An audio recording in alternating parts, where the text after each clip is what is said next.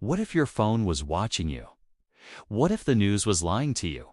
And what if the truth itself could be rewritten? George Orwell's 1984 is often described as a dystopian novel, a dark work of fiction about a totalitarian future. But nearly 80 years after it was published, people are still asking the same unsettling question. Is 1984 just a book, or was it meant as a warning? Today, we're diving into the world of 1984. What Orwell was really trying to say, and why this novel still feels disturbingly relevant. To understand 1984, we need to understand George Orwell. Orwell's real name Eric Arthur Blair was born in 1903 and lived through some of the most turbulent events of the 20th century. World War I, the rise of fascism, the spread of communism, and World War II. He wasn't writing from imagination alone.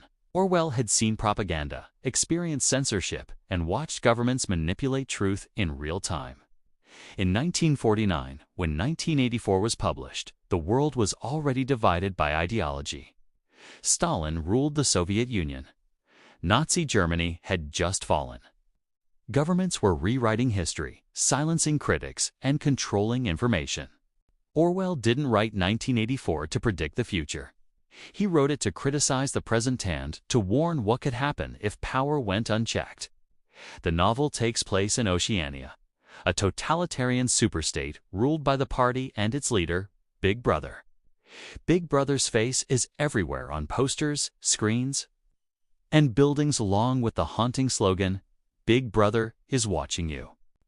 Citizens are constantly monitored by telescreens, devices that both broadcast propaganda and spy on the population. Individual thought is considered a crime. Privacy doesn't exist. And loyalty to the party is everything. The main character, Winston Smith, works at the Ministry of Truth, where his job is to rewrite history so that it always supports the party's current narrative. If the party says it was never at war with Eurasia, then Eurasia was never the enemy. If a political figure disappears, they were never real. Truth is not objective. Truth is whatever the party says it is. One of the most chilling aspects of 1984 is constant surveillance. The party doesn't just control actions, it controls thoughts.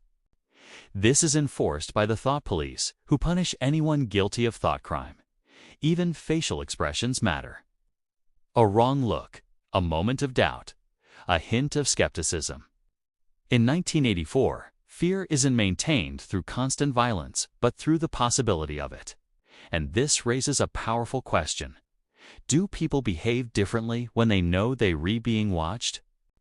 Orwell believed the answer was yes, and that surveillance doesn't just change behavior, it changes identity. One of Orwell's most brilliant ideas was newspeak, a language designed to eliminate certain thoughts entirely. Words associated with rebellion, freedom, or individuality are removed. You can't describe an idea. You eventually can't even think it. For example, bad becomes ungood. Very good becomes plus good. Complex political language disappears. The goal of newspeak isn't communication, it's mental limitation. Orwell's message is clear. Control language, and you control thought. This idea alone has made 1984 one of the most influential books ever written. Here's where the debate begins. Many readers today point to mass surveillance, data tracking, government propaganda, misinformation, and fake news, and political polarization. And they ask, are we living in 1984? Orwell wasn't saying technology itself is evil. He was warning about how power uses technology. The danger isn't screens, it's who controls them.